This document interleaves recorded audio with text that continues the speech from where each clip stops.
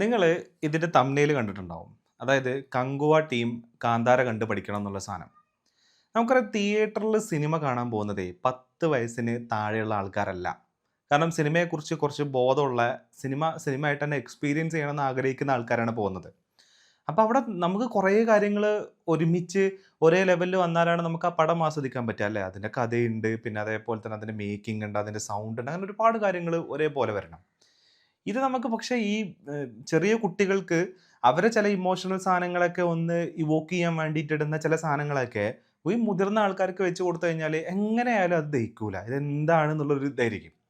അതായത് സ്ക്രീനിൽ ഇങ്ങനെ ഭയങ്കര ഇമോഷണൽ സാധനം പോയിക്കൊണ്ടിരിക്കുമ്പോൾ നമ്മൾ സ്ക്രീനെ നോക്കി കൂവേണ്ട ഒരു അവസ്ഥ വരും. അപ്പം ഇതായിരുന്നു സത്യത്തിൽ കങ്കുവ എന്ന് പറഞ്ഞ പടത്തിന് സംഭവിച്ചത്. അപ്പോൾ എന്തുകൊണ്ടാണ് കാന്താര ഇറങ്ങുമ്പോൾ അതിനെക്കുറിച്ച് പറയുന്നതെന്ന് ചോദിച്ചു കഴിഞ്ഞാൽ ഇതിൽ വരുന്ന ക്യാരക്ടേഴ്സ് ആണെന്നുണ്ടെങ്കിലും ഇതിൻ്റെ ഒരു സെറ്റപ്പ് ആണെന്നുണ്ടെങ്കിലും കുറേയൊക്കെ ഒരു റിസംബ്ലൻസസ് ഉണ്ട്.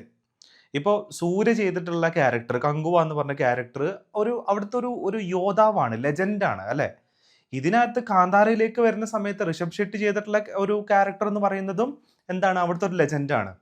അപ്പൊ ഈ 2 ലെജൻഡുകളും പലതരത്തിലുള്ള ഫൈറ്റിൽ ഏർപ്പെടുന്നുണ്ട് അല്ലെ? പലതരത്തിലുള്ള ഇമോഷണൽ രംഗങ്ങളിൽ അവര് എന്താ പറയാ ഹുക്കാവപ്പെടുന്നുണ്ട്, അവര് ട്രാപ്പ് ആവപ്പെടുന്നുണ്ട്. അപ്പൊ കങ്കുവയും ഈ പറയുന്ന കാന്താരം തമ്മിൽ ഡിഫറൻസ് എന്ന് പറഞ്ഞത് അതിന്റെ അവസാനത്തിലേക്ക് വരുന്ന കുറച്ച് ദൈവീകമായിട്ടുള്ള അവരുടെ വിശ്വാസപരമായിട്ടുള്ള കുറച്ച് കാര്യങ്ങൾ കയറി വരുന്നു എന്നുള്ളത് ഒഴിച്ചു നിർത്തി കഴിഞ്ഞ് കഴിഞ്ഞാല് ചില ഏരിയകളൊക്കെ സെയിം ആയിട്ട് വരുന്നുണ്ട്. അപ്പൊ അങ്ങനെ വരുന്ന സമയത്താണ് ഇത്തരത്തിലുള്ള കണ്ടന്റുകള്, ഇത്തരത്തിലുള്ള ലെജൻഡറി ആയിട്ടുള്ള എന്താ പറയുക, ലെജൻഡറി ആയിട്ടുള്ള ആൾക്കാരെ അവതരിപ്പിക്കുന്ന സമയത്ത് എങ്ങനെ അവതരിപ്പിക്കണം, ഏത് മീറ്ററിൽ പിടിച്ച് ചെയ്യണം, എങ്ങനെയാണ് ആ ഇമോഷൻ സാധനം കൊടുക്കേണ്ടത് എന്നുള്ളതൊക്കെ പിടിച്ച് ചെയ്തിട്ടുള്ള, അളന്ന് മുറിച്ച് ചെയ്തിട്ടുള്ള ഒരു പടമാണ് സത്യത്തിൽ ഈ പറയുന്ന കാന്താര ചാപ്റ്റർ 1 എന്ന് പറയുന്നത്.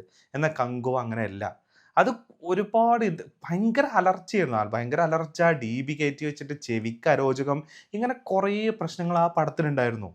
എന്നാൽ ഇതും ഏകദേശം അതേപോലെ തന്നെ അലറുന്ന ഇതുണ്ട്. ഇപ്പോൾ കാന്താര കണ്ടിട്ടുള്ള ആൾക്കാർക്ക് അറിയാൻ പറ്റും. അവസാനത്തിൽ ഈ പറയുന്ന ദൈവം അവരുടെ ശരീരത്തിലേക്ക് കയറുന്ന സമയത്തുള്ള ആ അലർച്ചയുണ്ട്.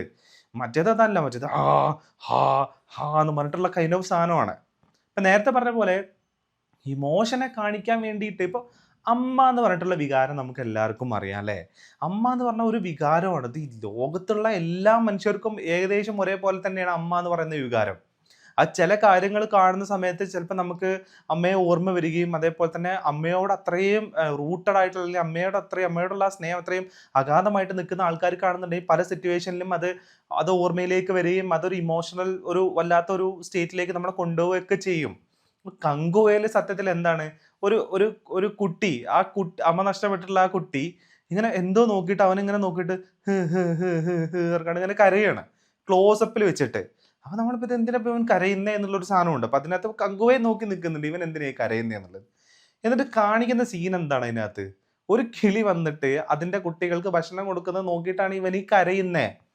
സത്യത്തിൽ ഫിലിം മേക്കർ ഉദ്ദേശിക്കുന്നത് എന്താണ്, ഒരു കുട്ടി അമ്മേനെ ഓർമ്മ വന്ന് കരയുന്നത് എപ്പോഴായിരിക്കും, ഇങ്ങനത്തെ ചില സീനുകളൊക്കെ കാണുമ്പോഴായിരിക്കും എന്നുള്ളത് വെച്ചിട്ടാണ് സത്യത്തിൽ ഫിലിം മേക്കർ ചിലപ്പോൾ ഉദ്ദേശിച്ചിട്ടുണ്ടാവുക. പക്ഷെ കാണുന്ന ആളുകൾ ആ റേഞ്ചിലുള്ള, അല്ലെങ്കിൽ ആ ഏജിലുള്ള ആൾക്കാരല്ല ഇത് കാണുന്നത്. കുറച്ചും കൂടെ സിനിമയായിട്ട് കാണുന്ന, അല്ലെങ്കിൽ കുറച്ചും കൂടെ ഒരു നിലവാരം ആൾക്കാർക്ക് തോന്നുന്ന രീതിയിലേക്കാണ് അത്തരം ആൾക്കാരാണ് സിനിമ കാണുന്നത്. അവർക്ക് തൊട്ടും കണക്റ്റ് ആയിട്ടില്ല. ഞാൻ കാണാൻ പോയ തിയേറ്ററിനകത്ത് ഈ സീൻ വന്നപ്പോൾ ആളുകൾ ഇരുന്ന് കൂവാണ് ചെയ്യുന്നത്. എന്നാൽ ഈ പറയുന്ന കാന്താരയിലേക്ക് വരുന്ന സമയത്തും സെയിം സിറ്റുവേഷൻ പോകുന്നുണ്ട്. അതായത് അമ്മ നഷ്ടപ്പെട്ടിട്ടുള്ള ഒരാളുടെ വികാരം, അല്ലെങ്കിൽ അത്തരം ഒരു അവസ്ഥയിലൂടെ ഒരാൾ പോകുന്ന സമയത്ത് അയാളുടെ മെന്റൽ സാധനങ്ങളൊക്കെ ഇതിനകത്തും കാണിക്കുന്നുണ്ടോ, അതൊക്കെ ഭയങ്കര പിടിച്ച് സബ്റ്റിലായിട്ട് ചെയ്തിട്ടുണ്ട് ഈ കാന്താര എന്ന് പറഞ്ഞ സിനിമക്കകത്ത്. അതേപോലെ തന്നെ ക്ലൈമാക്സിലേക്ക് വരുന്ന സമയത്ത് മറ്റവൻ ആ കയറ് പൊട്ടി വന്ന് വെള്ളത്തിൽ വീണിരുന്നെങ്കിൽ പടം അവസാനിക്കുമല്ലോ, അല്ലെങ്കിൽ ഇതൊന്ന് നിൽക്കുമല്ലോ എന്നുള്ള ഒരു ഫീലാണ് ആളുകൾക്ക് ഉണ്ടാവുന്നത്. അതങ്ങ് കുറേ നേരം ഈ കയറിൽ തൂങ്ങി നിന്ന് നമുക്കങ്ങ് മടുക്കും കുറച്ച് കഴിയുമ്പോൾ. ഈ ഈ ഇതിനെ അകത്തേക്ക്, ഈ കാന്താരക്കകത്തേക്ക് വരുന്ന സമയത്ത് സെയിം കൈൻഡ് ഓഫ് സീനുകൾ അല്ലെങ്കിൽ കൂടെ ഏകദേശം ഇതുപോലെയൊക്കെ വരുന്ന ഒരുപാട് സീനുകളുണ്ട്. അത് അത്രയും വലിച്ചു നീട്ടി കൊണ്ടുപോവാണ്ട് വളരെ പിടിച്ച് സാധനം ചെയ്തിട്ടുണ്ട്. നമുക്ക് കുറേ നേരം ഒരേ സാധനം കണ്ടുകൊണ്ടിരിക്കുന്ന സമയത്ത് നമുക്ക് ഭയങ്കര അരോചകമായിട്ട് തോന്നും. കാരണം കുറച്ച് കാര്യങ്ങൾ ചെയ്തു വെച്ചാൽ പിന്നെ അതിൻ്റെ അപ്പുറത്തേക്ക് ചെയ്തു വെക്കുക എന്ന് പറഞ്ഞാൽ ഭയങ്കര പാടാണ്. അപ്പോൾ ഏറ്റവും ബെറ്റർ എന്താണ്, അതിൻ്റെ സാച്ചുറേഷൻ എത്തുന്നതിന് മുന്നേ തന്നെ അത് അവസാനിപ്പിച്ചുകൊണ്ട് ഇരിക്കുക, അത് അവസാനിപ്പിക്കുക എന്നുള്ളതാണ്. അപ്പോൾ അങ്ങനെ അതുകൊണ്ടാണ് ഇത് രണ്ടും തമ്മിലുള്ള ഒരു ഒരു കമ്പാരിസൺ പോലെ ചെയ്യുന്നത്. തിയേറ്ററിലേക്ക് വരുന്ന ആളുകൾക്ക് വിവരമുണ്ട്, ആളുകൾക്ക് തലച്ചോറുണ്ട്, ആളുകൾ ഇതൊക്കെ കാണുന്ന സമയത്ത് അസസ് ചെയ്യും. അപ്പോൾ ഒരു ലെജൻഡറി ആയിട്ടുള്ള ഒരാളെ അവതരിപ്പിക്കുമ്പോൾ, അതും വർഷങ്ങൾക്ക് മുന്നേ ഉള്ള കാലഘട്ടം, കുറച്ച് പ്രിമിറ്റീവായിട്ട് മനുഷ്യൻ ജീവിക്കുന്ന കാലഘട്ടം ചെയ്യുന്ന സമയത്തൊക്കെ എങ്ങനെ എത്ര എങ്ങനെ പിടിച്ച് അത് ചെയ്യണം, എങ്ങനെയാണ് അതിൻ്റെ സാച്ചുറേഷൻ മീറ്റായി ആളുകൾ എക്സോസ്റ്റഡ് ആയി അല്ലെങ്കിൽ ആളുകൾക്ക് ബോറടിക്കാണ്ട രീതിയിലേക്ക് അത് എങ്ങനെ ചെയ്ത് വെക്കണം എന്നുള്ളതിന് ഒരു ഉദാഹരണമാണ് സത്യത്തിൽ ഈ പറയുന്ന കാന്താര എന്ന് പറയുന്ന സിനിമ. അപ്പോൾ ആ സിനിമയിൽ കുറച്ച് എലവേറ്ററി സാധനങ്ങൾ ചെയ്ത് വെക്കുന്നുണ്ട്. അത് വെച്ചതിന് ശേഷം പിന്നെ പടം ഒന്ന് ലോ ആക്കിയിട്ടുണ്ട്. അതെനിക്ക് ഇന്റൻഷനലി ലോ ആക്കിയതായിരിക്കും. കാരണം ആ ഹൈയിൽ അങ്ങനെ അങ്ങ് പോയിട്ടുണ്ടെങ്കിൽ എവിടെയെങ്കിലും പോയി ഇടിച്ച് നിൽക്കും ചിലപ്പോൾ പടം. അപ്പൊ ഇല്ലാതിരിക്കാൻ വേണ്ടിയിട്ടാണ് അവര് കുറച്ച് എലവേറ്റ് ചെയ്തതിന് ശേഷം പിന്നെ പടം കുറച്ച് സ്ലോ ആണ്.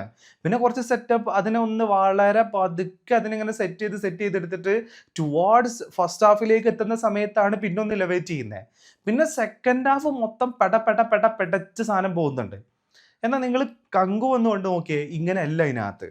നമുക്ക് അവസാനത്തിലേക്ക് എത്തുന്ന സമയത്ത് ഇതിന്റെ ഏറ്റവും സാച്ചുറേഷൻ അങ്ങാണ്ട് മീറ്റ് ചെയ്തിട്ട് നമുക്ക് പിന്നെ അങ്ങ് മടുക്കും. ഓക്കെ, ഇനിയിപ്പോൾ ഇതൊന്ന് തീർന്നാൽ മതി എന്നുള്ളൊരു ഫീലിലേക്ക് നമ്മൾ മാറും എന്നുള്ളതാണ്. അപ്പോൾ ഇനിയെങ്കിലും ഇങ്ങനത്തെയൊക്കെ കൈൻഡ് ഓഫ് പടങ്ങൾ ചെയ്യുന്ന സമയത്ത് ഇങ്ങനെ ആളുകൾക്ക് അരോചകമായിട്ട് തോന്നാത്ത രീതിയിൽ ചെയ്ത് വെക്കുക പടം കാണുന്ന സമയത്ത്. കാരണം ആളുകൾ ലോകത്തിലുള്ള എല്ലാ തരം സിനിമയും കാണുന്ന ആൾക്കാരാണ്. എല്ലാ ലാംഗ്വേജിലുള്ള സിനിമകളും ആൾക്കാർ കാണുന്നുണ്ട്.